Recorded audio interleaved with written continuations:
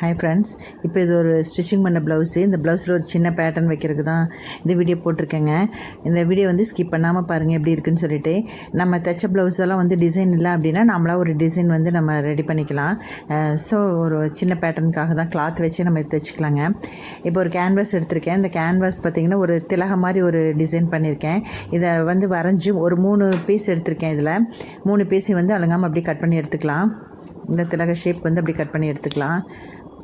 இந்த மாதிரி நிறைய டிசைன்ஸ் இருக்குது. ஸோ நான் இது ஒரு சின்ன பேட்டர்னுக்காக தான் இது போட்டிருக்கேன். நீ அடுத்தடுத்து வரது ஒவ்வொரு வீடியோஸ் நான் போடுறேங்க. நீங்கள் நம்ம சேனல் வந்து சப்ஸ்கிரைப் பண்ணாமல் இருந்தீங்கன்னா சப்ஸ்கிரைப் பண்ணி வச்சுக்கோங்க மறக்காமல். என்னோடய வீடியோஸ் எல்லாம் நிறையா இருக்குது. ஸோ போய் பாருங்கள். எல்லாமே ஒரு சின்ன சின்ன டிப்ஸுகள்லாம் கிடைக்கும் உங்களுக்கு. ஸோ என்னோடய வீடியோ ஷார்ட் அண்ட் வீடியோஸ் இருக்குது, போய் பாருங்கள். ஓகேங்களா? இப்போ இந்த ரெட் கலர் வந்து ஒரு சின்ன கிளாத் எடுத்திருக்கேன். இதையும் வந்து 3 பீஸ் வச்சு இந்த கேன்வாஸ் வச்சு அதே மாதிரியே நம்ம கட் பண்ணி எடுத்துக்கலாம். தனித்தனியாக கட் பண்ணுறதை விட 3 பீஸ் ஒன்றா கிளாத் வச்சு நம்ம எப்படி கட் பண்ணிட்டோம்னா நமக்கு 3 பீஸ் கிடைக்கும். இப்போ இந்த மாதிரி கட் பண்ணி எடுத்துக்கலாம். எடுத்துட்டோங்களா? இப்போ பாருங்கள், இந்த கேன்வாஸ் வச்சு இந்த 3 கிளாத்தையும் வச்சு நம்ம தைக்கணும். அதாவது அப்படியே மேலே வச்சு நம்ம அப்படியே தைக்கலாம். அதாவது கெட்ட பக்கத்து மேலே வச்சு கேன்வாஸ் வச்சு நம்ம தைக்கணும். பாருங்கள், இந்த மாதிரி சன்னமாக ஒரு 1/4 இன்ச்சு மட்டும் விட்டு சன்னமாக வந்து அப்படியே நம்ம தைச்சிட்டு வரணும். இல்லைங்காமல் பாருங்கள், இந்த மாதிரி பொறுமையாக வந்து நம்ம தைக்கணும். அப்போ தான் அந்த டிசைன் வந்து கிடைக்கும். ஸோ 3 பீஸையும் அந்த மாதிரி நம்ம தைச்சி வச்சுக்கணும். பாருங்கள், செகண்ட் ஒன்றும் தைச்சாச்சு. நெக்ஸ்ட்டு தேர்ட் ஒன்று இருக்குது, அதையும் பாருங்கள் ஸ்டிச் பண்ணிகிட்ருக்கேன். பாருங்கள், இந்த மாதிரி தைச்சிட்டு இந்த சைடில் இருக்கு இல்லைங்களா, அந்த கிளாத்துகளை ஃபுல்லாக வந்து நம்ம பிசுறுகளை பூரா கட் பண்ணி எடுத்துக்கலாம். பாருங்கள், 3வது தைக்கிறேன். பாருங்கள், தைச்சிட்டு இந்த பிசுறுகள் ஃபுல்லாக வந்து கம்ப்ளீட்டாக நீட்டாக கட் பண்ணி எடுத்துக்கலாம்.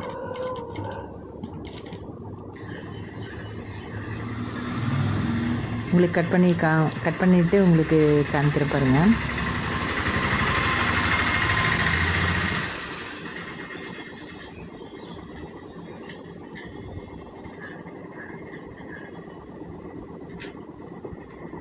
இந்த 3 பீஸையும் வந்து கட் பண்ணிக்கலாம். கட் பண்ணி எடுத்துக்கிறோம். நெக்ஸ்ட்டு பார்த்திங்கன்னா ஒரு பைப்பிங் வைக்கிறதுக்கு ஒரு கிளாத் எடுத்துருக்கோம். அது வந்து கிராஸ் பீஸாக தான் நம்ம எடுக்கணும். இப்போ நான் க்ரீன் கலர் எடுத்திருக்கேன்.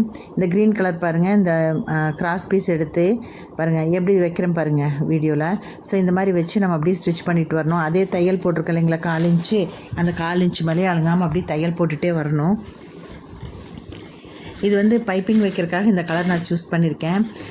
உங்களுக்கு வந்து என்ன கலர் வேணுமோ அந்த மாதிரி நீங்கள் சூஸ் பண்ணி எடுத்துக்கோங்க.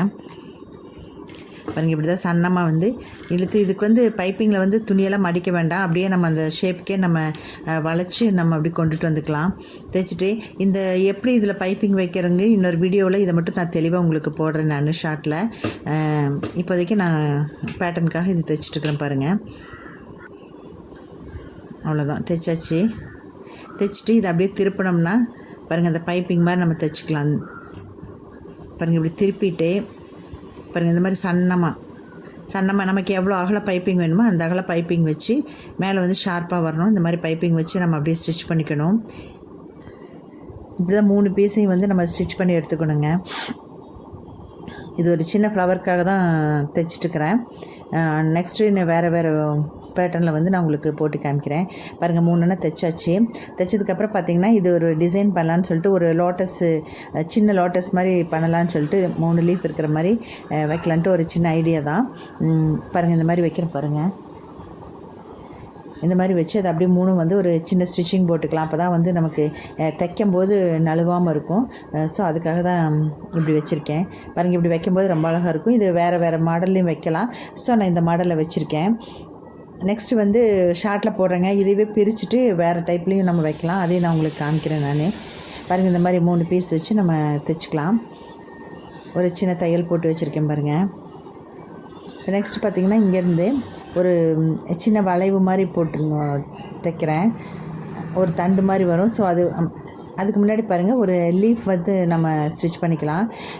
பீஸ் வந்து ஒரு 2 இன்ச்சில் எடுத்துகிட்டு பாருங்கள், இந்த மாதிரி ஒரு மடிப்பு மட்டும் மடிச்சுட்டு இப்படி நான் வீடியோவில் காமிக்கிற மாதிரி பண்ணிங்கன்னா லீஃப் மாதிரி வந்துடும்.